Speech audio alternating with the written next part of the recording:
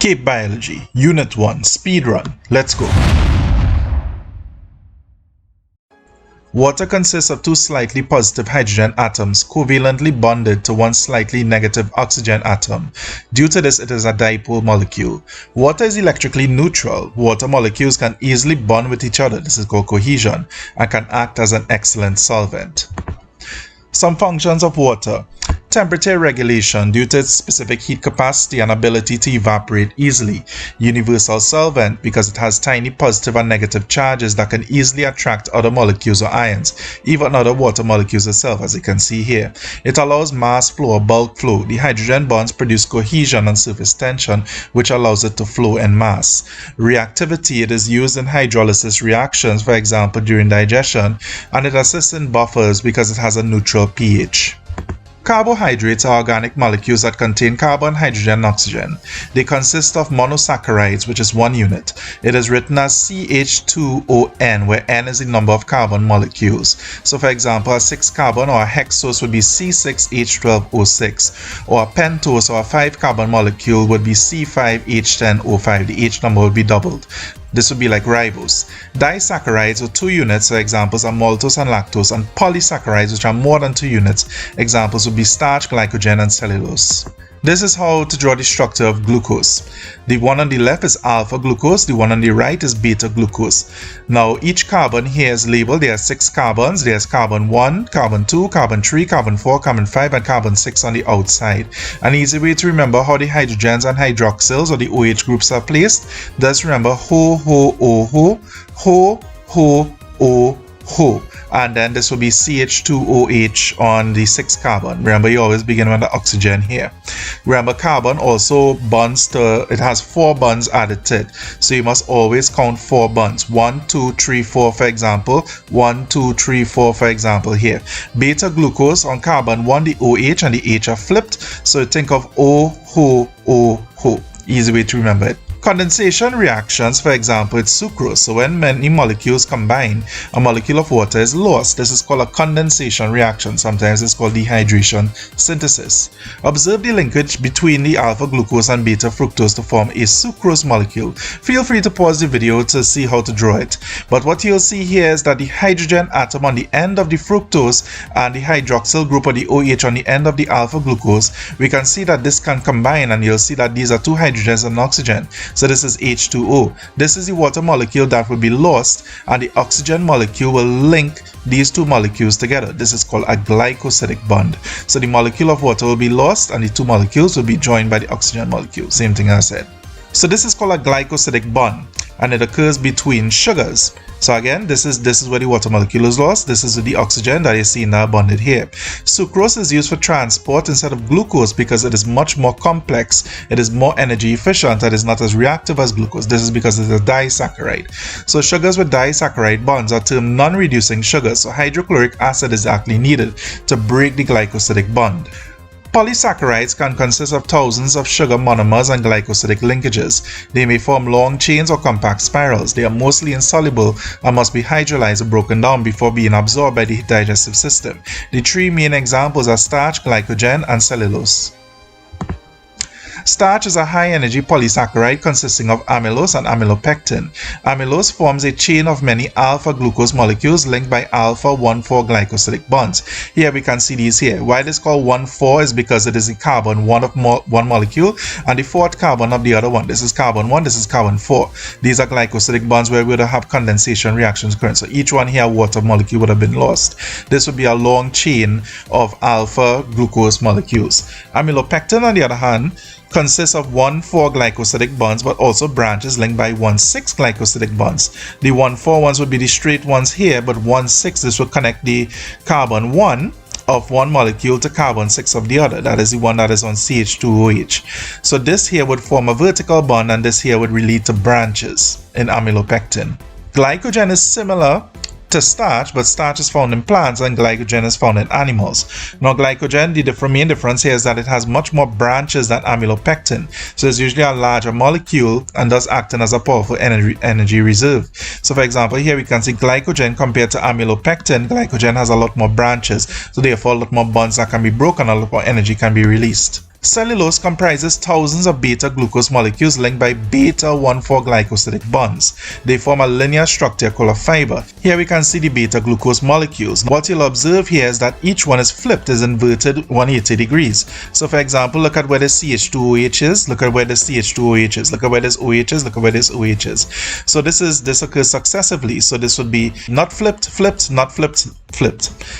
The linear chains can be linked and stacked by hydrogen bonds, and due to the many hydrogen linkages, their bonds are extremely strong. Cellulose is thus insoluble. Triglycerides consist of 3 fatty acids bonded to a glycerol molecule. They are insoluble and are hydrophobic, which means that they are not attracted to water. They contain a COOH or carboxyl group that reacts with OH groups of glycerol to form an ester bond. Amino acids are monomers of polypeptides and proteins. They are used for cellular growth and repair. They also form molecules such as enzymes and hormones. What an amino acid consists of is a carbon bonded to 4 things here. You'll see one is a hydrogen atom, one is an amino group which is NH2, one is a carboxyl group which is COOH, and one would be a residue group or a side chain, or simply called an R group. This here would differ from amino acid to amino acid. So there are 20 different types of amino acids. They are differentiated by their R groups, as I said. So some are very simple, such as glycine, as you can see here, where the R group is just a hydrogen atom. And some are quite complex. If you look at these down here, like phenylalanine or tryptophan, these would have whole aromatic rings. So during condensation reactions, peptide bonds form between the carbon of one amino acid and the nitrogen of the other. Here we can see one amino acid here, and here we can have another. So what you can see here, the carboxyl group of one, we have the OH group here, and the amino group of the other, we have the H. Again, what we'll see here is H2O. This would be a water molecule that would be formed and that would be lost as a result. This would be a condensation reaction. As a result, here we're going to get a bond forming between the carbon and the nitrogen of the successive amino acid molecules. And this is called a peptide bond, and this is a dipeptide molecule. These would eventually form polypeptide chains. There are 4 different types of protein structures. So we have the primary structures, which are a sequence of a chain of amino acids determined by a gene. Basically, these would be polypeptides. Secondary structures would be amino acids linked by weak hydrogen bonds between the hydrogen of the amino group and the oxygen of the carboxyl group. These form 2 different shapes called an alpha helix, which is seen here, or a beta pleated sheet. Tertiary structures are multiple linked secondary structures. These involve multiple types of bonds, including hydrogen bonds, ionic, disulfide, or hydrophobic interactions. Here we can see a tertiary structure. It has a 3-dimensional shape, and it may have prosthetic groups such as heme and hemoglobin, basically groups that are added on from outside.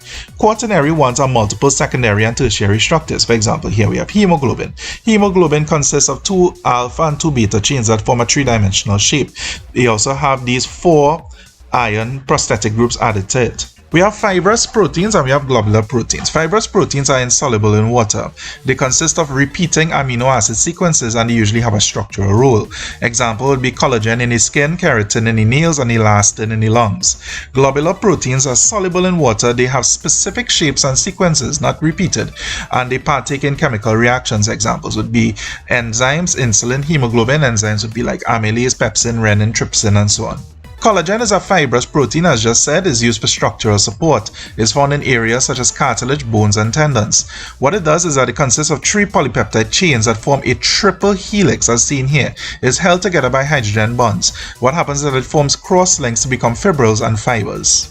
These are the food tests that we have to know. Reducing and non-reducing sugar. For each one, we have to add Benedict solution to a sample in a water bath. A brick red precipitate would form if sugar is present. A green one would form if there is only a trace amount of sugar. For non-reducing sugars, we need dilute HCl in order to break the glycosidic bond before neutralizing it with sodium hydroxide.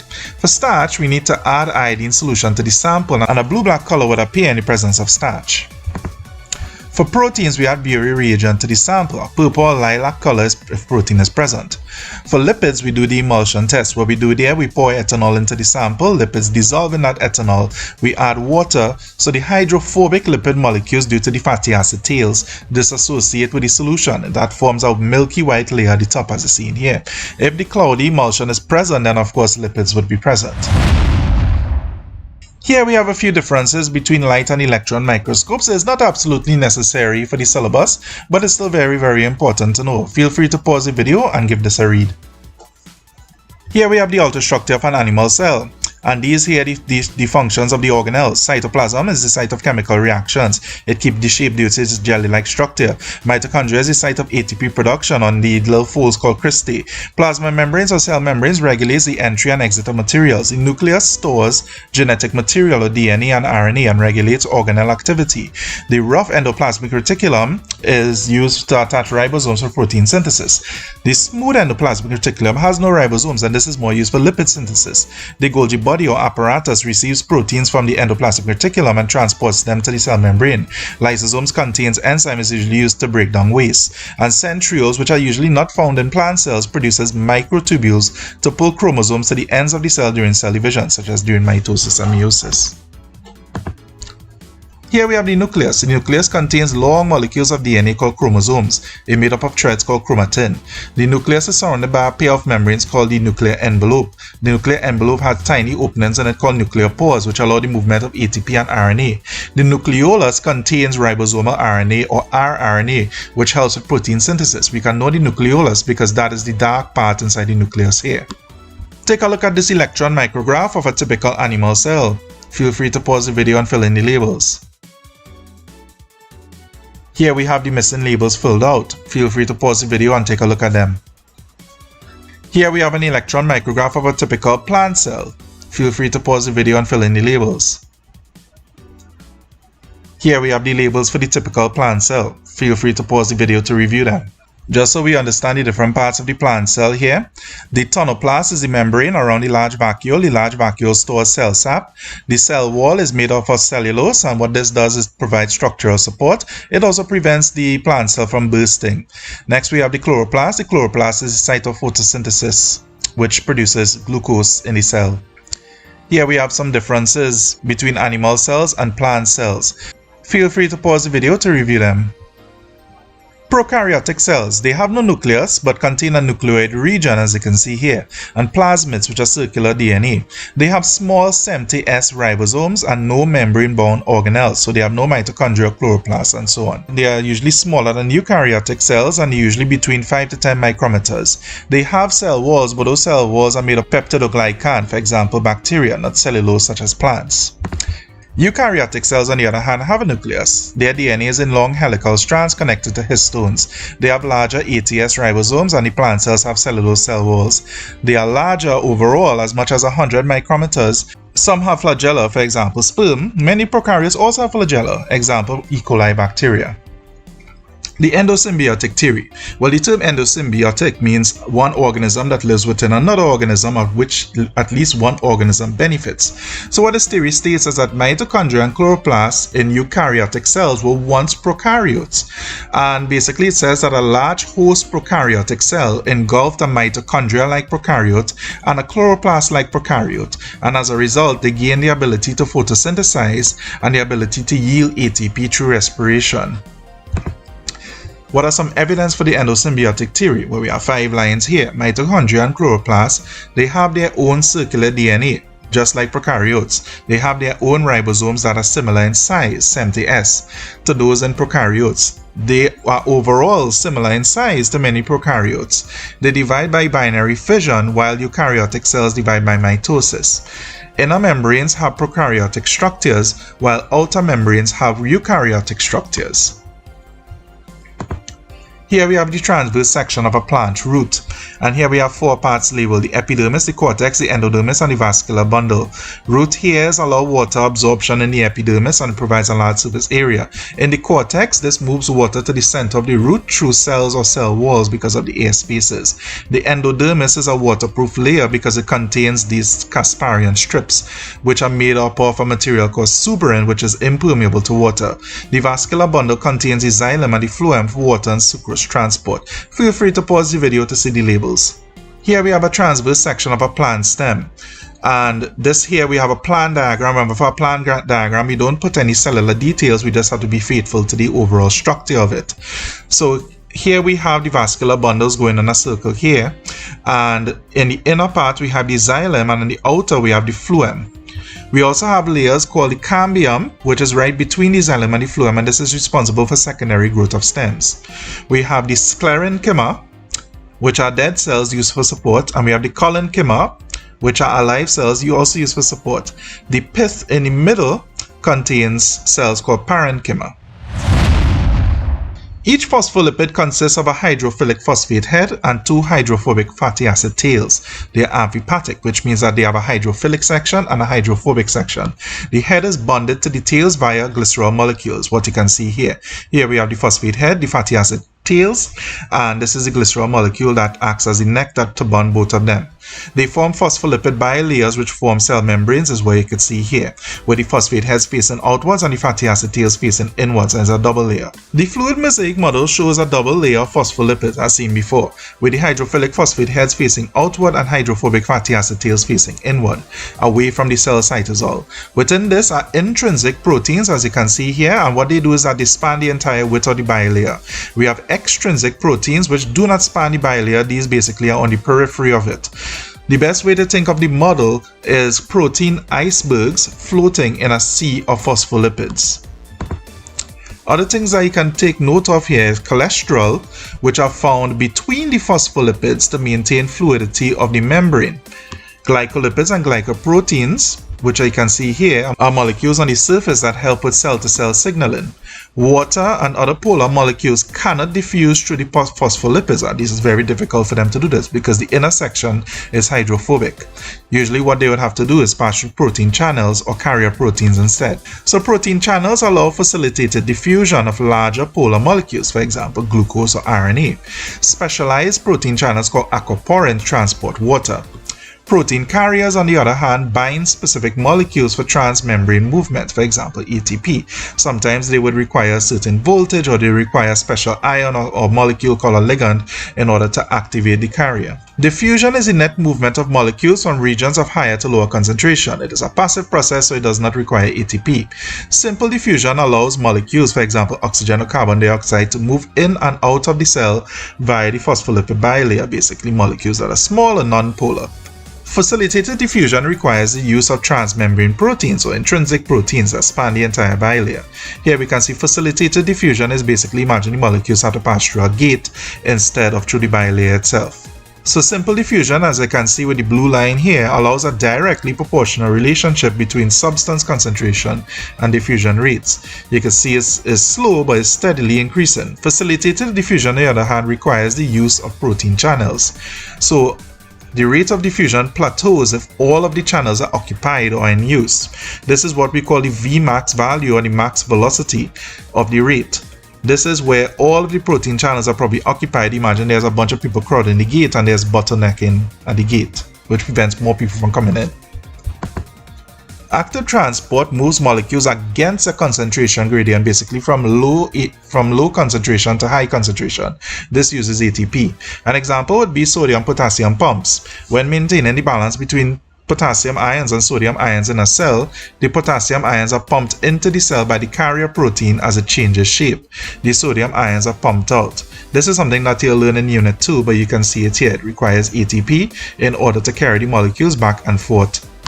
Endocytosis moves substances in, absorbing them. For example, when a phagocyte engulfs pathogens. Here we can see the molecule is coming into the cell through an invagination or a fold in the phospholipid bilayer or the cell membrane that's bringing it in and forming a vesicle.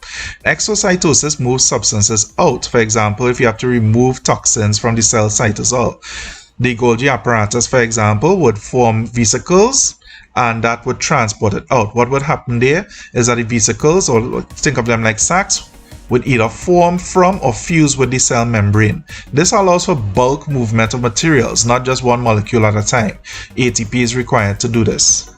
Think of water potential, or the Greek letter psi, as the pressure that pushes water molecules across a membrane, a partially permeable membrane.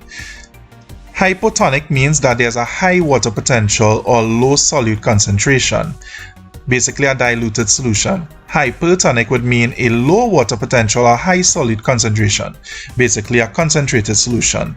Water potential has a negative value. The more solute that there is, the more negative water potential becomes. Therefore, the highest water potential is for pure water, and that is 0, so you never have a positive water potential figure. In hypotonic solutions, which basically means a higher water potential.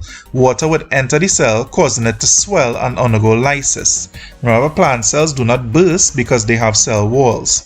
Here we can see a hypotonic solution where the water is entering the red blood cell, causing it to swell, and eventually it would rupture or lyse. In hypertonic solutions, the opposite would happen. There's a lower water potential. What would thus happen is that water would exit the cell, causing it to shrivel. In a plant cell, the plasma membrane would retract. In isotonic solutions, there's the same water potential in the exterior and interior of the cell. Therefore, no net flow of water occurs, there's no swelling, and there's no shriveling. In order to determine the water potential, you could place potato strips in different molarities of solute. And if there's no change in the length, basically is not gaining water or losing water, there was no difference in water potential inside and outside of the cell. Therefore, we can say that the water potential of the sucrose solution, or whatever solution, is equal to the water potential of the potato. You can easily plot the points with percentage change in mass versus the molarity of the sucrose solution. Of course, as the molarity increases, or the concentration increases, there will be positive changes in mass and negative changes in mass.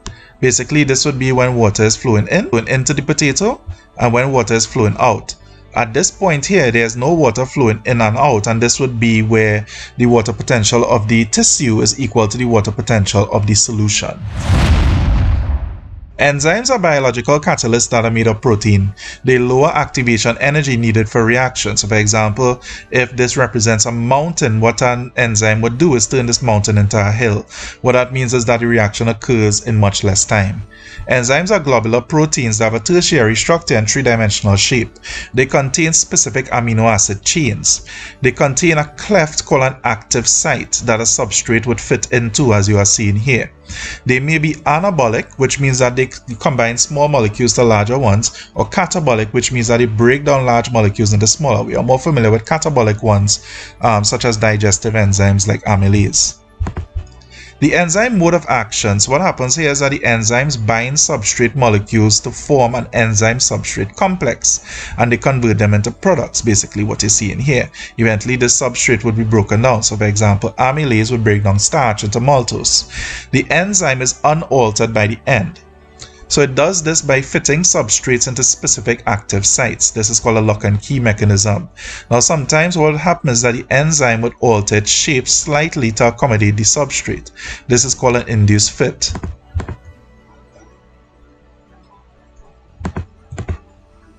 The rate of enzyme reaction can be depicted by this graph. We can see the total amount of product formed and the time. And we can see three sections labeled here, A, B, and C. We have without the enzyme and we have with the enzyme. We can see that in both cases here, all of the product would have been formed by the end. It's just that with the enzyme, it occurs at a much faster rate. So at A, which is what you're seeing here, substrates rapidly bind to the available enzyme. At B, all of the enzymes are currently occupied, so substrates must now wait for an active site to be free. What happens here is that the rate of product formation decreases. So you can see at A, there's a rapid rate of product formation. At B, it slows down a little bit because all of them are already occupied. At C, there are very few substrate molecules left. Whatever you have to convert has already been converted, most of it. So product formation rate is very low. It plateaus when there's no more substrate left. Basically, at this point here, all of the substrate has already converted to products. What happens if you increase substrate concentration? Well, it's the same as before. If you have the same amount of enzymes, they become occupied with the substrate very quickly. Now, reaction rate will slow down as substrates must wait for active sites to be free. They have already become saturated. The max velocity of the reaction refers to how fast the enzyme can catalyze the reaction. That is Vm or Vmax, as you can see here. Now, increasing the enzyme concentration would make a difference. So think of increasing the amount of enzymes as adding more tellers in the bank. Customers in the bank can now access multiple tellers and transactions can occur at a greater rate. So there are more enzymes that are able to interact with the substrates. Enzyme concentration increases the initial rate of reaction in a proportionate manner.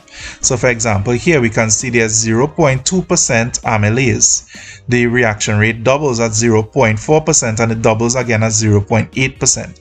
The relationship between enzyme activity and temperature. Now, kinetic energy in substrate molecules allows them to rapidly move and eventually bind with enzymes. Low energy causes slow movement, making binding less likely. So the rate of reaction would increase with temperature, as you see in here, until an optimum temperature is reached. This is the point at which the rate of reaction is the highest. Now, in high temperatures, what would happen is that the tertiary protein, which is a three-dimensional structure, would begin to break down because hydrogen bonds would begin to break. The enzyme's active site would actually change shape or would deform, and this is called denaturation as the protein begins to unfold. As a result here, the rate of reaction falls rapidly until it reaches zero. Enzyme activity and pH. Now think of pH as the suppression of hydrogen ions. The lower the pH, the higher the number of hydrogen ions. Differences in pH can break ionic bonds as a result. It can change the tertiary structure of the enzyme protein, deform the active site, and cause denaturation, as seen previously. On this particular graph here, pepsin, which is found in the stomach, and trypsin, which is found in the small intestine, both of them are used to hydrolyze proteins and break peptide bonds. The optimum pH of pepsin is 2.5, and this is acidic pH, and the optimum pH of trypsin is about 8.5 to 9, which is an alkaline pH. Enzyme inhibitors decrease the rate of an enzyme reaction. What they do is that they prevent or limit the binding of substrates to active sites of enzymes. So for example, here we have the enzyme, we have the substrate, and we have a competitive inhibitor which is shaped similar to the substrate. What the competitive inhibitor would do is that this would occupy the active site, preventing the substrate from entering. So inhibitors may be similarly shaped to substrates and may bind to the active site instead. So this is called competitive inhibition. But what could also happen is that they may bind to another attachment site, which is called an allosteric site. The term allo means other, and disrupt the shape of the enzyme. This is called non-competitive inhibition. So to compare the two, competitive, the inhibitor temporarily binds to the active site. This blue thing here, this is the competitive inhibitor. When this is here, the substrate itself cannot bind. But usually this is a reversible process. It's not permanently bound, so it only slows down product formation.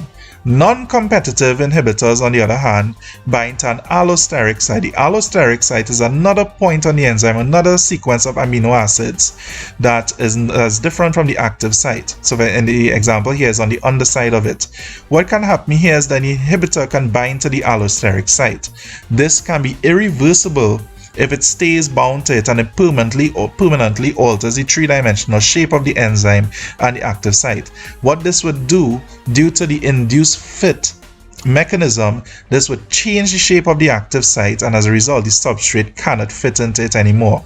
This basically stops product formation altogether unless the non-competitive inhibitor was to be removed. Think of competitive as someone taking too long in the toilet, preventing you from entering. You will eventually get in there though when they are done.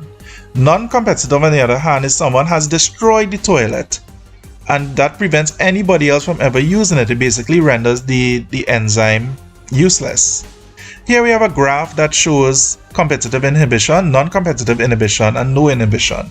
We can see with no inhibition is the typical reaction rate here, where it comes up, rate slows down, and then it plateaus. With a competitive inhibitor, you'll notice that basically it reaches the same point.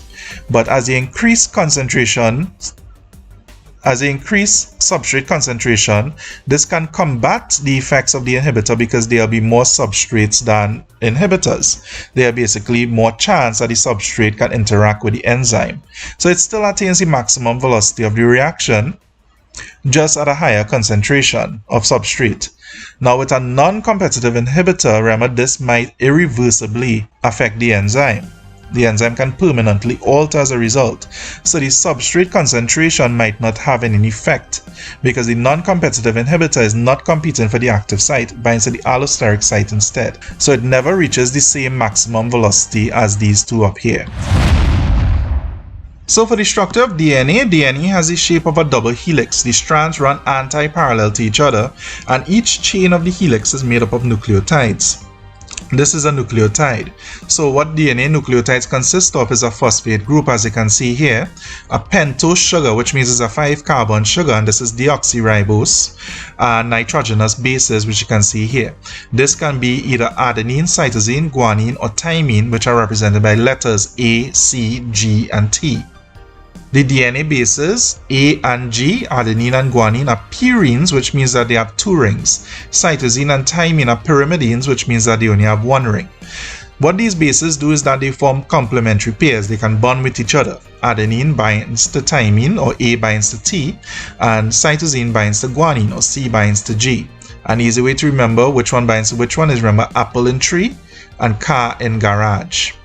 Now, you'll see on the DNA double helix here, you'll see one strand is marked 3' to 5' if we was to follow it here. 3' to 5', and the other one is marked 5' to 3'. These basically refer to the numbered carbon of the sugar, but they are anti-parallel, which basically means think of one being inverted. One is upside down compared to the other one. Here we can see a better look of the sugar phosphate backbone of the DNA molecule. So the diagram shows 2 strands running in opposite directions. It's called anti-parallel. We can see here 5' to 3' and 3' to 5'. And remember, this means this 5 and this 3 means that carbon number 5 links to carbon number 3 here, for example. Each nucleotide is bonded via condensation reactions. The phosphates of one nucleotide, the phosphates are the circles here, bond to the sugar of another. The sugar is the pentagon here. This forms a sugar phosphate backbone. These linkages between the phosphate and the sugar, these are called phosphodiester bonds. Hydrogen bonds form between the bases here to connect the 2 anti-parallel strands. So when mitosis or cell division occurs, DNA replicates to produce 2 copies, one for each daughter cell, because we have one parent cell splitting into 2. So we need to double the DNA. This is called DNA replication. How does this happen? What happens here is that enzyme called DNA helicase, which is what you're seeing here, this purple thing, DNA helicase, this would unzip the DNA. Remember, it's 2 strands. It's going to unzip it, and it's going to break hydrogen bonds. So it's going to unzip the helix into 2 separate strands, as you see in here. So these are going to be the original strands. So this is the first original strand here, and this is our next original strand here. So another enzyme called DNA polymerase, which you see in here, DNA polymerase is like a construction worker. And what DNA polymerase is going to do is going to build the paired strand with it. It's going to build a new strand.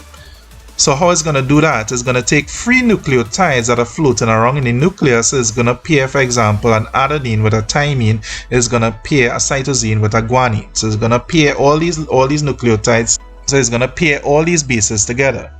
Next, hydrogen bonds are going to form, and it's going to link the 2, and they're going to create 2 new identical DNA molecules. So from one DNA molecule here, we're going to get one here and one here. So since there's one old strand, which is the original strand, and one new strand, the one built by DNA polymerase, it is called semi-conservative replication. Once again, here we can see helicase separating, unzipping the helix, and DNA polymerase building new strands from the original strands here. Now, very few errors occur during this process. However, if one does occur, it may result in a mutation or cancer. What are the differences between DNA and RNA? So as you can see here, DNA is double-stranded, RNA is single-stranded. DNA sugar is deoxyribose, RNA sugar is ribose. Both are 5-carbon sugars. DNA has thymine, but RNA does not have thymine. Instead, it has a base called uracil. So that means adenine, or A, is not going to bond with thymine on RNA because RNA doesn't have thymine. Instead, it will bond to uracil. So A would bond with U. DNA is found in the nucleus. RNA is also found in the nucleus, but it's also found in cytoplasm. There are also many different types of RNA, which we are going to get into now. So how does DNA turn into a protein and eventually express a phenotype? Basically, think of how does your DNA for dark skin, for example, build melanin and make your skin dark, make it express as dark skin. So a gene is a sequence of DNA that codes for a polypeptide or protein. Here we have a gene, and this is a sequence of nucleotides. So this building of DNA to a protein, for example melanin, this occurs in the ribosomes in the cytoplasm.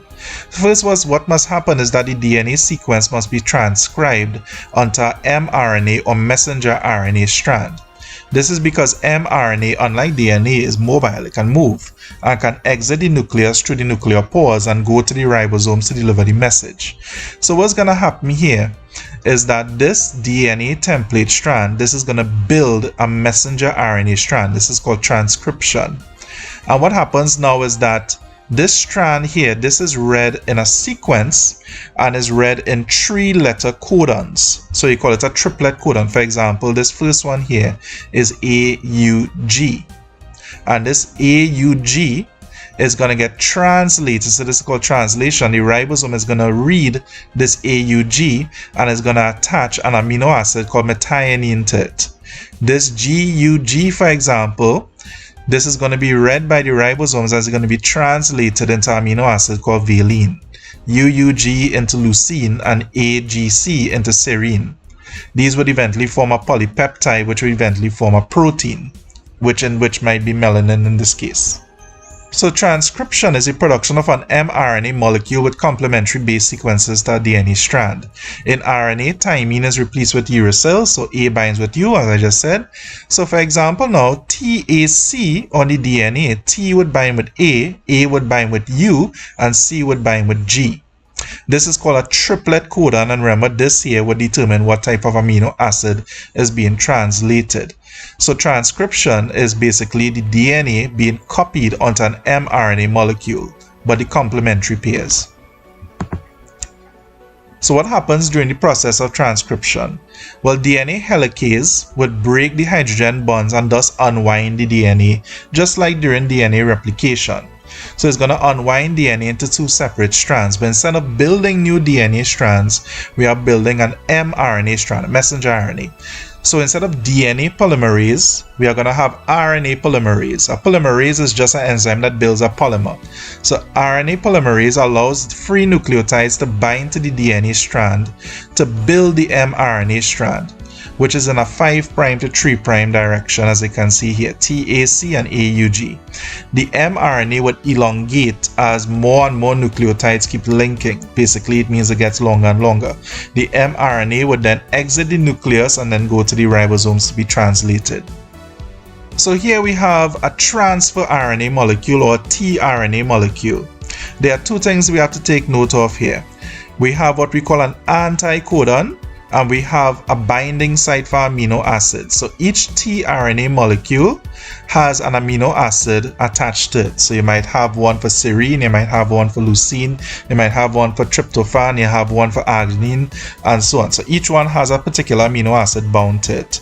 Now, it also has something called an anticodon. The ribosome would read the mRNA sequence and the tRNA would pair with the codon. Each tRNA has an anticodon that attaches to the codon. So for example, CGC on mRNA would pair with GCG on tRNA, and it would deposit this amino acid as a result. So here we can see the messenger RNA molecule, and here we have the tRNA molecules, each one here with a certain amino acid bound to it. This anticodon is going to bond with a codon on the messenger RNA, and it's going to deposit this amino acid.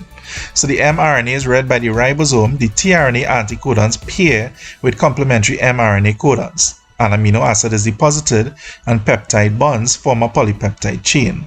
This polypeptide here would then fold into a 3D shape, which would be a protein.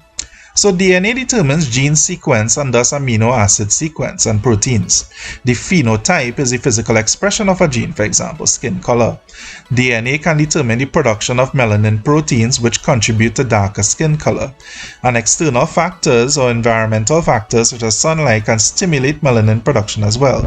So it's not always purely genetic. So basically what's happening here is that we have DNA, we have sequences of DNA called genes. These here undergo transcription onto an mRNA molecule. This mRNA molecule goes to a ribosome, where it is then read by the ribosome, and tRNA molecules deposit amino acids based on anticodons pairing with the mRNA codons, and this is called translation. And as a result, now you're going to get a sequence of amino acids which would eventually fold to form a protein. Here we have mitosis and meiosis. Feel free to pause the video just to see the difference between the two. But to get into the basics, Mitosis and meiosis are forms of cell division. Mitosis forms identical daughter cells to the parent cell. There's only one cell division and there's two daughter cells. It maintains the chromosome number, so if up here has 46 chromosomes, these daughter cells would also have 46 chromosomes. Meiosis, on the other hand, each daughter cell is varied, as you can see down here in the last row. There are two cell divisions that occur, and this is actually called meiosis 1 and meiosis 2. There are 4 daughter cells overall, and each one is haploid, which means it has half the chromosome number. So if the parent cell has 46 chromosomes, each haploid cell here has 23 chromosomes, half the amount. What is mitosis used for? Well, it's used for asexual reproduction, and this is basically like when one parent produces identical offspring rapidly, for example, an amoeba or hydra. Is used for growth. So as example, a zygote cell would keep dividing to form an embryo and a fetus, or the meristems of plants to grow upwards. Tissue repair. So when cells die or when they are lost, it helps regenerate those cells due to damage or age. And immunity, so for example, when you get sick or when a foreign invader enters the body, lymphocytes would multiply to produce antibodies to eradicate the pathogen. These are the different stages of mitosis. Now, interphase is not really a stage of mitosis. This occurs throughout 95% of the cell cycle, is usually involved in growth and DNA replication, which we would have learned about before. So DNA replication occurs during interphase, where basically the chromosome material would double. So here we can see the nucleolus, and the nucleus is still very much intact during interphase. Now during prophase, which is the first stage of mitosis, chromatin, which are the threads, would condense to form chromosomes. This is where they look a little more elongated. Nucleolus disappears and the nuclear membrane begins to break down. As a result, microtubules and a spindle begins to form at the centrioles. Metaphase. The nuclear membrane has completely broken down at this point. You'll see that there's no nucleus anymore. The chromosomes now align at the equator of the cell, or the middle of the cell, and the centrioles are on the polar ends of the cell.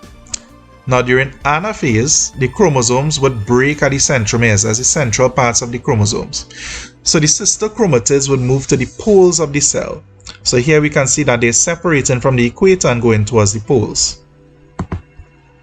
Telophase and cytokinesis. So during telophase, the chromatids at the poles unwind to form chromatin threads. The spindle fibers will begin to break down, and the nuclear membrane and nucleolus will begin to reform. Basically, it reforms a nucleus. Cytokinesis is where the cytoplasm would begin to divide, and the cell splits in two.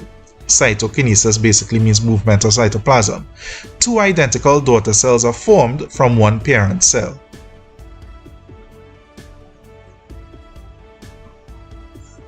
Here we have a stained root tip squash micrograph of onion or allium cells is shown. You'll see 5 labels. Pause the video and see if you can label interphase, prophase, metaphase, anaphase, and telophase. Here we have the labels. So prophase, here you can see the chromosomal structures. Metaphase, you can see the chromosomes aligning at the equator of the cell, right here. Anaphase, you can see them being pulled apart to the poles of the cell by the spindle fibers. Telophase, you can see the nuclear membrane being reformed. You can see it being a little darker. And interphase, which is not really a stage in mitosis, you can see that the nucleus and the nucleolus is still intact.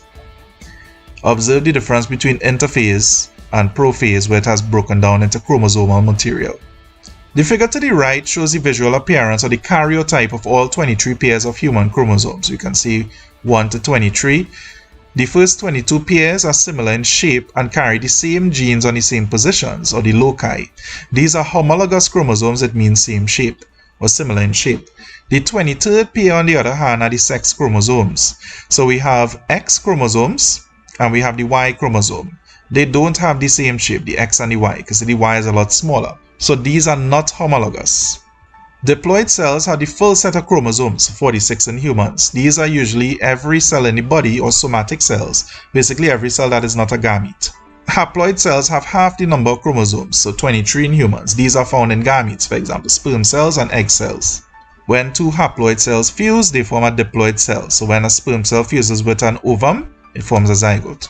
So this is a small note on chromosomes and chromatids. I know it can be confusing, but when a chromosome is in its duplicated state, which is how we see it usually, it has two chromatids, what you're seeing here. These are called sister chromatids, but this is actually still considered one chromosome. So this is two chromatids, one chromosome. So when the chromatids separate, as you see in here, so you might have one here and one somewhere else. This happens during anaphase when they're being pulled apart. Each unit of this is still called a chromosome, even though it is one chromatid. So to make it less confusing, just count each unit and not each chromatid. So for example, this is one chromosome, and this is also one chromosome.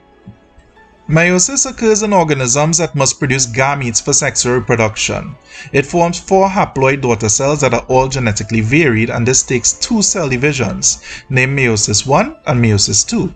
Now when the chromosomes align, as what you're seeing here, they pair up and DNA crosses over or mixes, what you're seeing here, the blue and the purple mixing up. So these are called bivalents when they pair up like this. And where they cross, it is called a chiasma, or the plural chiasmata. And as a result now, we can have 4 haploid daughter cells that are totally different from each other. Here we can see the process of meiosis occurring, but just the final stages where we have the 4 daughter cells. Observe how the 4 are different from each other. So here we have the 4 haploid daughter cells. Each one is genetically different or varied from each other.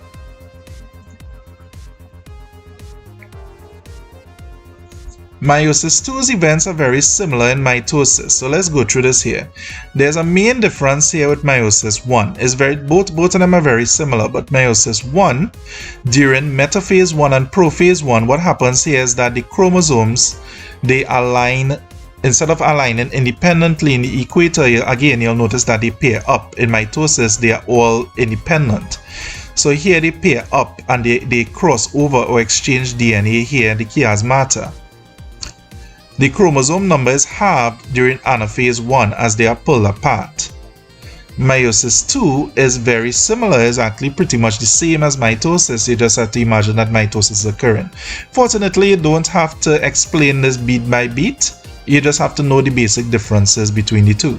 So meiosis and genetic variation.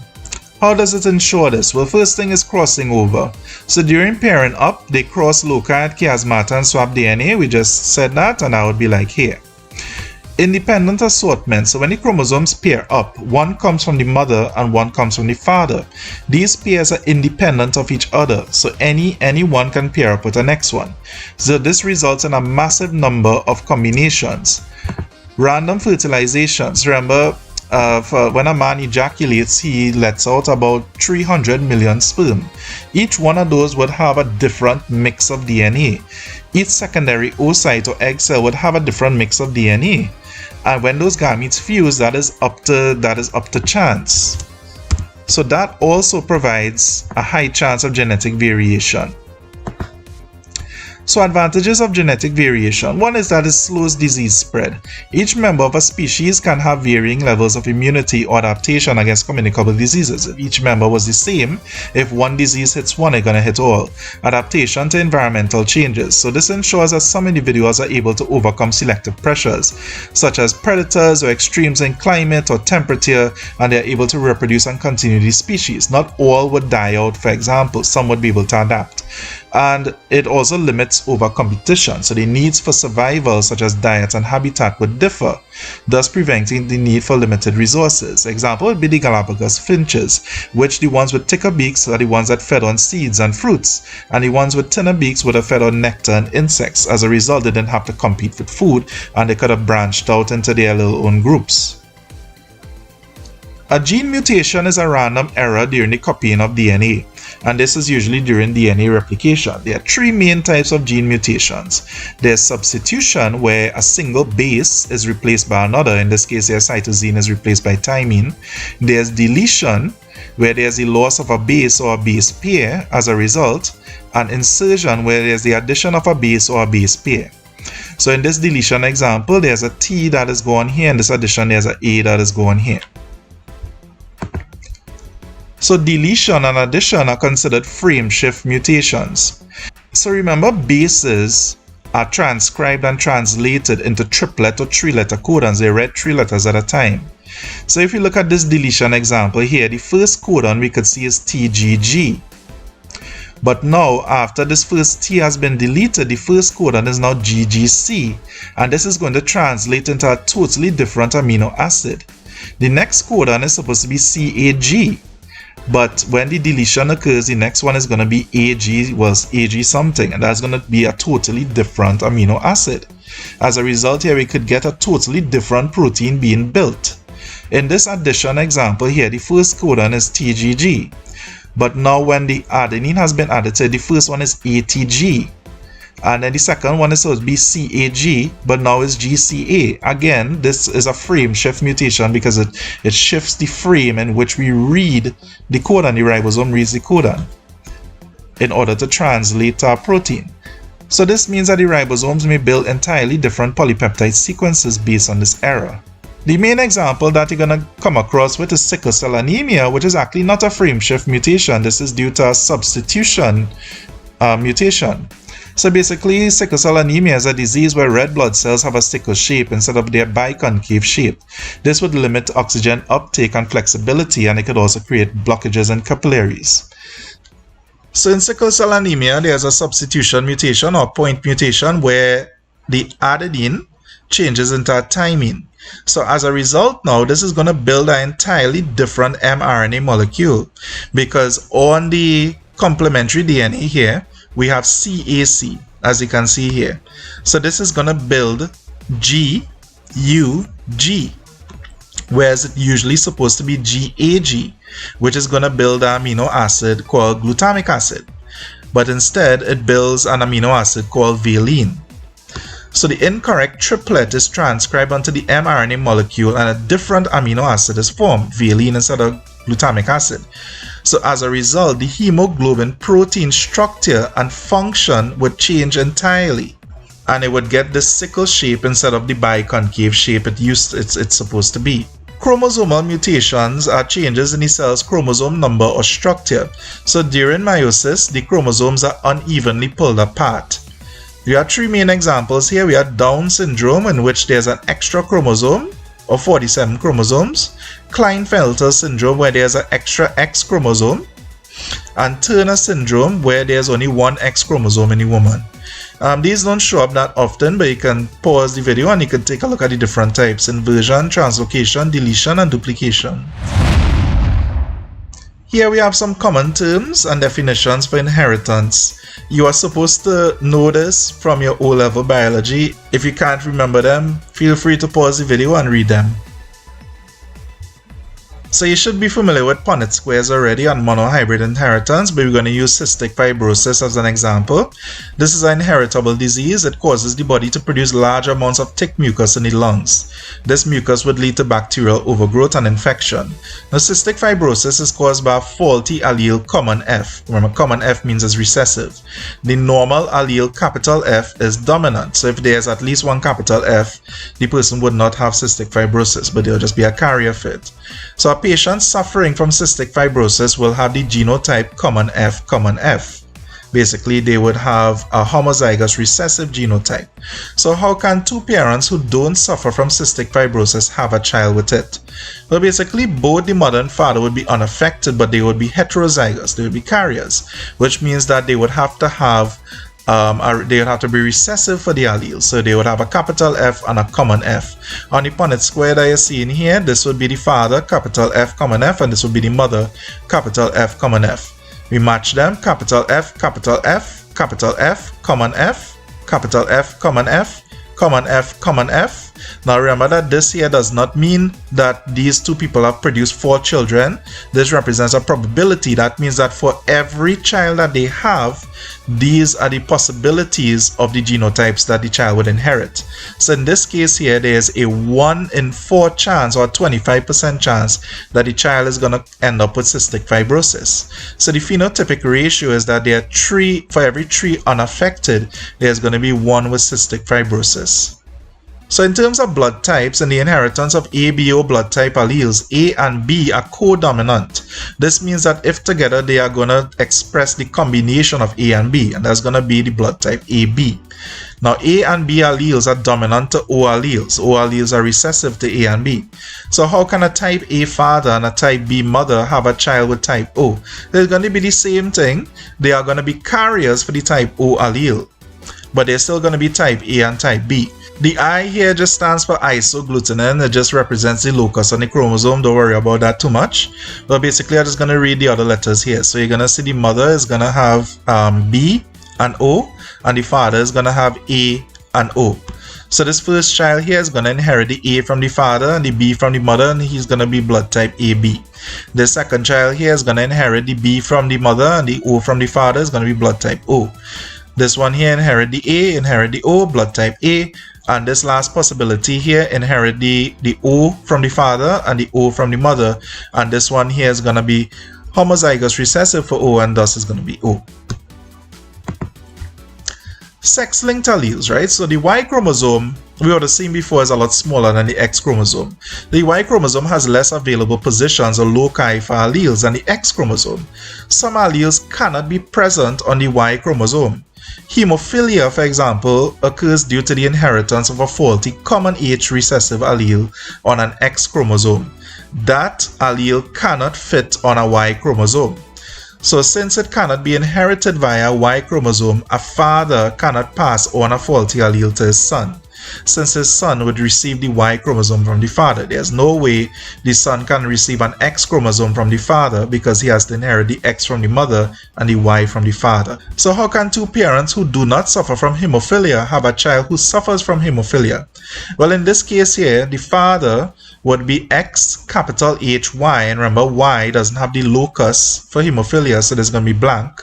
And the mother is going to be a carrier for hemophilia, so the mother is going to have X capital H and X common H. The common H is the hemophiliac gene. H capital H means normal. So this first child here is going to be a girl, and she's going to inherit X capital H from the mother, X capital H from the father. This child is going to be healthy. The second child here is going to be a male, going to inherit X capital H from the mother, Y from the father, and this is going to be a male healthy child, no hemophilia. This third child here is going to inherit X capital H from the father and X common H from the mother. This child will also be healthy, but will be a carrier for hemophilia. This would be a girl. This last child here would inherit the X common H from the mother and the Y from the father, and this child would be a male, and he would suffer from hemophilia. During dihybrid inheritance, basically you are inheriting two alleles at a time, and these two alleles will be linked in a certain way. So let's look at the traits where round is dominant to wrinkled, represented by capital and common R, and yellow is dominant to green, represented by capital and common Y. So in this case here, if we have two capital R's and two capital Y's, this is going to be a round yellow P.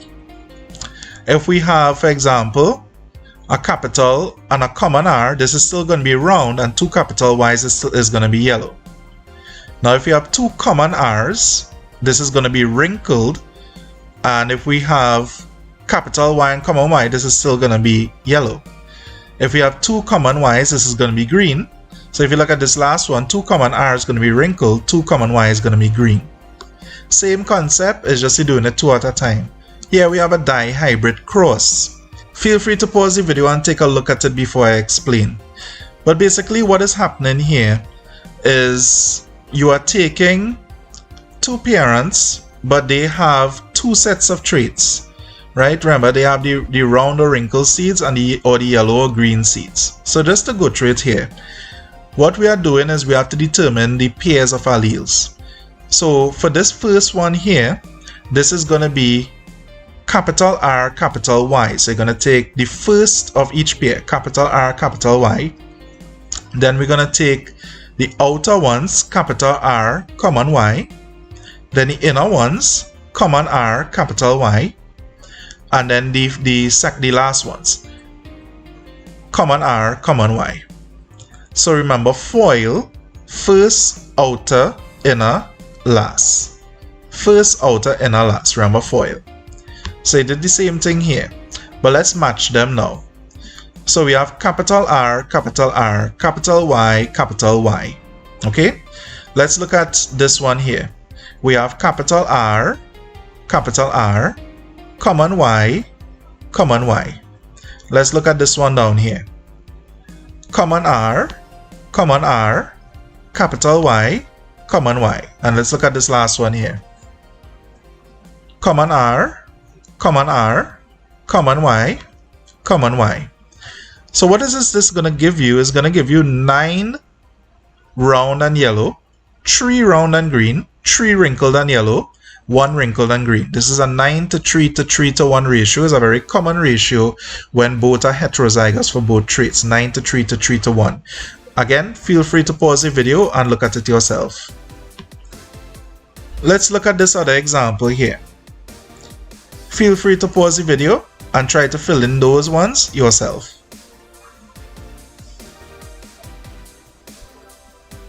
Here we have the answers, and we also have the phenotypic ratio. Epistasis occurs if one pair of alleles directly influences the expression of another pair. So for example, imagine like for these 3 mice, capital B is a black coat and common B is brown coat, where black is dominant to brown. But capital C represents melanin production and common C represents albino, which basically means white or no melanin. So for example here now, so what we need to think now is if there's at least one melanin allele, basically at least one capital C, we are going to get some color on these coats. They're going to get brown and they're going to get black. But if we have an albino phenotype instead, basically 2 common C's, basically no melanin. If there's no melanin, we cannot have a brown coat or a black coat. It cannot exist because there's nothing to actually make the brown or the black coat. So for example, this albino mouse, right? Now the brown mouse would be common B, common B.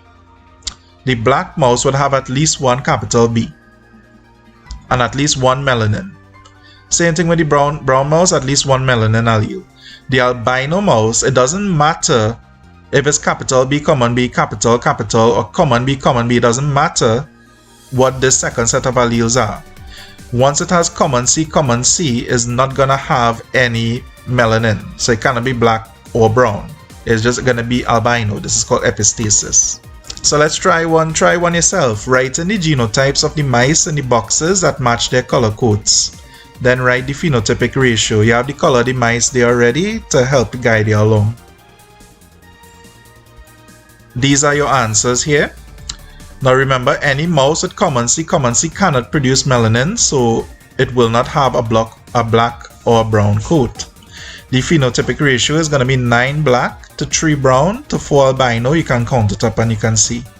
A chi-square test is a statistical test used to compare observed results with expected results to see if there are any significant differences. So sometimes external variables such as environmental factors, mutations, or human intervention may be affecting an experiment. So the chi-square test is used to determine if those variables exist. So to perform a statistical test, a null hypothesis is set up. What the null hypothesis reads as, and it reads the same for every experiment, there is no significant difference between the observed and expected results. So basically you're assuming that you're correct at first. The alternative hypothesis is also set up, and this basically reads the opposite, that it says that there is a significant difference between the observed and expected results. So what does it mean by observed and expected results? So let me show you an example. Imagine that you toss a 6-sided die 60 times. What do you expect to see? Like, what does probability dictate that you would see? You'd expect to see 1 10 times, 2 10 times, 3 10 times, 4 10 times, 5 10 times, and 6 10 times. That is probably what would be expected based on probability. Of course, in the real world, if you was to toss a die 60 times, this might be what you would observe. This is the actual experiment that you would observe. You might get 1 8 times, 2 12 times, 3 10 times, 4 7 times, 5 13 times, and 6 10 times. There is a difference from 10 10 10 10 10 10 10, but it may not be a significant difference. But how do we tell if it is a significant difference? This is when we do a chi-square test. But let's say that I toss the die and I get this instead. 1 2 times, 2 2 times, 3 2 times, 4 2 times, and 5 2 times, and 6 50 times. Well, then there definitely is a significant difference, and it means that there's something else that is affecting this die. This could be a die, some kind of trick die or something somebody is used to cheat with. So let's look at a chi-square test using our Punnett square as an example. So in the Punnett square to the right, where we have two heterozygous parents, 75% of the P's came out round and 25% would come out wrinkled. So this is based on the Punnett square. So let's say that 7,324 plants were observed, and out of that 5,474 had round P's and 1,850 had wrinkled P's. Let's now determine what would be expected as a result, the expected from the probability.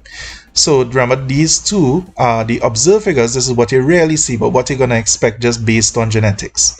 So 75% by the total, this is the total here, would be 5,493, and for wrinkled 25% by the total is 1,831.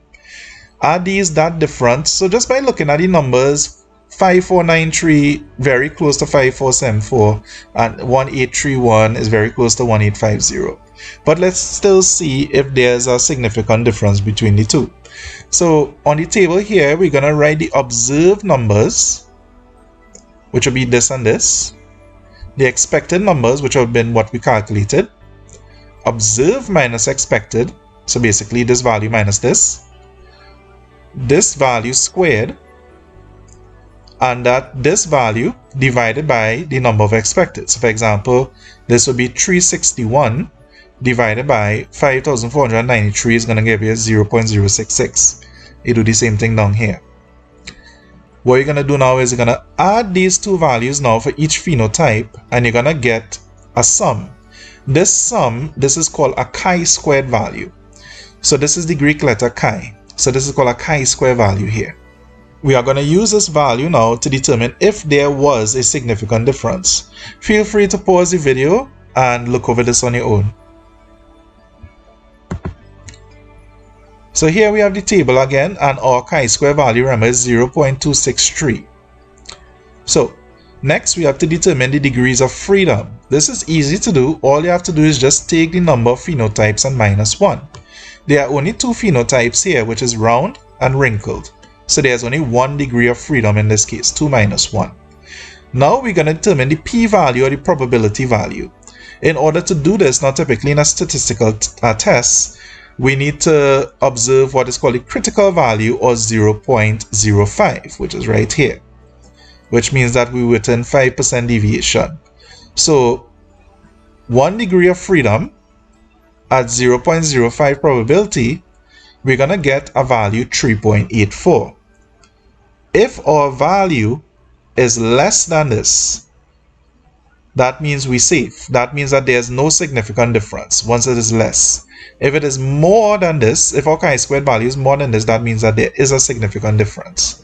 So in this case here, this 3.84 compared to our 0.263, well, the 0.263 is much less than 3.84.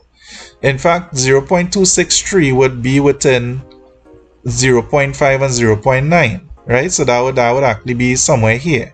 So this means that there is no significant difference. We're safe, right? So at 0.05, you can see the p-value is 3.84. Now you compare it to 0.263, we can see that the chi-square value is much lower. So now we can accept or fail to reject the null hypothesis, and we can conclude that there is no significant difference between observed and expected results. Let's try our next example and see if you can try this one yourself. Complete the top row, and that is here, and the chi-square value. How many degrees of freedom would there be? Remember, that is the number of phenotypes minus 1. Feel free to pause the video and work it out. If you did it correctly, you would have gotten 2.25 over here at the top, and your chi-square value would be 5.8. There would be 3 degrees of freedom, because there are 4 phenotypes seen here. So 4 minus 1 is 3. Now look at the probability table. Remember the chi-square value was 5.8. With 3 degrees of freedom, what is the p-value? Feel free to pause the video and figure it out. Alright, so remember we have to use the critical value of 0.05. So we're looking at this column and at 3 degrees of freedom. So we could see here that the p-value, the critical value is 7.82.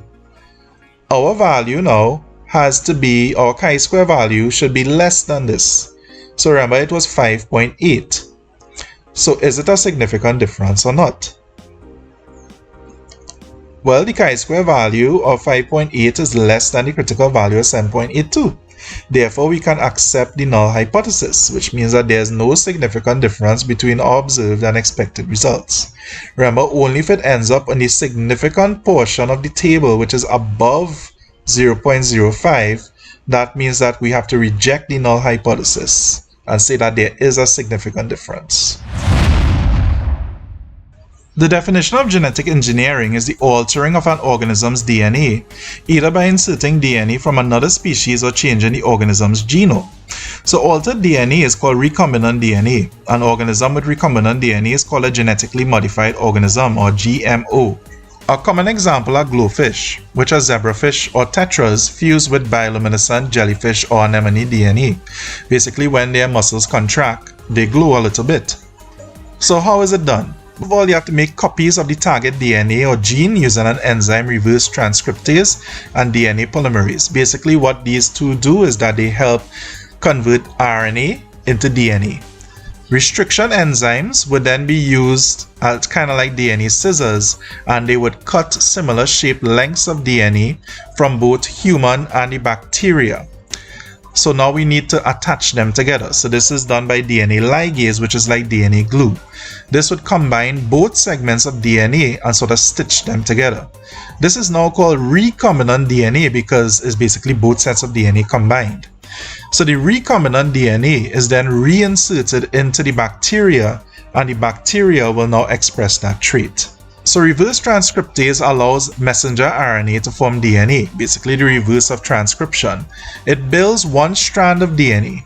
So this DNA that has been copied from the mRNA is called cDNA. The DNA polymerase, remember that is used to build DNA strands, attaches free nucleotides to form the other strand. So basically what you're seeing here is the reverse transcriptase is being used to build a cDNA strand from an mRNA, and DNA polymerase is being used to build the other strands, so we could get a total DNA helix here. So this process is called gene isolation. So how do we cut the DNA? So as I said, restriction enzymes are like DNA scissors, and they are used by bacteria to cut viral DNA out of them, thus restricting the virus from infecting them. Think of restriction enzymes as if the virus had white blood cells of their own. That is like their immune system. So we can use them to cut specific base sequences of DNA. So for example, EchoRI, this enzyme, cuts a GAATTC sequence, this specific sequence, as well as its complementary DNA. So these are usually asymmetrical, and so they leave sticky ends. These sticky ends can easily form hydrogen bonds with each other, or with similar base pairs or complementary base pairs, and can be rejoined. What the restriction enzymes do is that they cut from the bacterial plasmid and from the human DNA, or basically from both sets of DNA that you want to cut out and stitch together. So how do we stitch them together? How do we rejoin it? Well, we use an enzyme called DNA ligase. Remember, this is like DNA glue. So both segments of cut DNA are mixed with the ligase enzyme. This would allow the sticky ends of the cut DNA, those cut by the restriction enzymes, to join. This would link the sugar phosphate backbones of both cut segments, and when joined, the DNA is now called recombinant DNA. So here we can see one sticky end and another sticky end, and this would allow it to bond together using hydrogen bonds. DNA ligase sort of speeds up that process, and we get recombinant DNA as a result. So how do we insert the recombinant DNA back into the bacteria? So the recombinant DNA plasmids are mixed in a solution containing bacterial culture. Now only some of the bacteria will take up the plasmid. Sometimes it's just up to chance. So on this diagram here, we can see this is a bacterial plasmid and the original DNA is seen in blue, but the new gene, for example, if you had to insert an insulin producing gene into E. coli bacteria, this is seen in red. So this part here would have had to been cut out and then stitched back. So the new DNA seen in red is actually located in an area where there used to be a gene that made the bacteria resistant to antibiotic called tetracycline. So there used to be a tetracycline resistant gene here. So basically those that would have taken up the new gene would die. If you put them in tetracycline, they're no longer resistant to it. So what we can easily do is that we can expose all of the plasmids to tetracycline. The ones that didn't have this new gene in it, those would survive. And the ones that actually took up the new gene, the ones with this little red here, those would die. So we can easily identify which cultures or which colonies would have taken up the gene. So by applying the same samples in plates without tetracycline, these colonies can be easily identified and isolated, and the desired product, for example, insulin, can be made in a fermenter. So let's recap this entire process here, because there's a lot to recap with using insulin as an example. So if you look at the diagram here we have E. coli bacteria, and here we have the plasmid DNA, which is circular DNA. And here we have a human cell that comes from pancreatic beta cells that produce insulin. Basically, these would contain a gene that would give the instruction on how to produce insulin. What we want to do is get that gene into the bacterium so that the bacterium would be able to produce insulin. So reverse transcriptase is used to form copies of this DNA, cDNA. Is being used to convert RNA into DNA. So you can make multiple DNA strands and isolate the genes. This is just so you can have a lot of these insulin producing genes.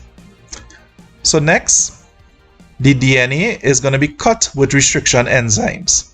So we're going to see that it's going to cut the plasmid, is also going to cut the human insulin producing gene.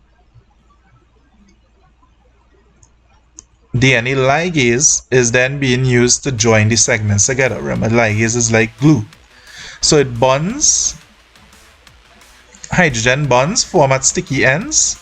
Recombinant DNA is then taken up by E. coli bacteria when mixed together. The E. coli now can produce insulin, and this recombinant bacteria is fermented with sugar and oxygen, and insulin can be produced and harnessed as a result. Gene therapy is the process of treating or preventing disease by altering the genes in a person's cells. We'll use cystic fibrosis treatment as an example. Remember, this is caused by a defective allele, recessive allele, that affects a protein called CFTR. Think of this as a cystic fibrosis transport protein in the lungs. Because of this, mucus builds up. So the new DNA that is going to combat cystic fibrosis and fix the protein, this repair DNA, this is inserted into a virus or a viral vector and transported into the patient. So there are problems when it comes to using a virus as a vector, of course. So can it go wrong? Well, if the repaired DNA is delivered to the target cells to fix the CFTR protein and thus allow the protein to work well and prevent the buildup of mucus, then all is well. But since we're using a virus as a vector, well, viruses may mutate in a patient. They may cause infection, or they may reactivate in the patient, especially in immunocompromised ones. There has actually been a few people who have died from sickle cell anemia gene therapy. The repaired DNA may not be taken up by enough target cells to actually make a difference, or it may not be taken up by any at all. White blood cells may actually destroy the virus or the viral vector before it reaches the target cells. So there's a number of things that could go wrong here. So somatic gene therapy targets certain body cells, such as the protein for cystic fibrosis that we just mentioned. It has risks, but it also has many advantages. The altered DNA, however, does not enter into the gametes. So you don't actually pass on the altered traits to the offspring. Germline gene therapy, on the other hand, is very controversial. It allows gametes to pass on recombinant DNA. Therefore, the offspring will inherit the new DNA and the entire gene pool can be altered as a result. So this can be detrimental if there's a highly negative effect that is being passed on from generation to generation. So first we have under the category of environmental, well, crops can produce their own pesticides such as caffeine, which we could drink, but insects is toxic to them. Crops can also be made frost resistant. If a GMO species of a plant is able to pollinate with wild plants, it can cause an ecological or food web imbalance. Finally, golden rice containing beta carotene for vitamin A can help those suffering from night blindness. Golden rice is basically rice genetically engineered with genes from daffodils. Ethical and social, well, can be seen as playing God by some religious figures. The possibility of cloning humans raises social issues, of course. There's designer babies for cosmetic desirable traits, which could be good, which means it could prevent certain diseases. But there's only a certain amount of people who could afford this, and this will cause a social gap. There's also the production of biological weaponry, just with germline gene therapy that we just mentioned. Finally, with medical, well, gene therapy is continuously being researched and improved to treat diseases such as cystic fibrosis, severe combined immunodeficiency disease, and lymphoma.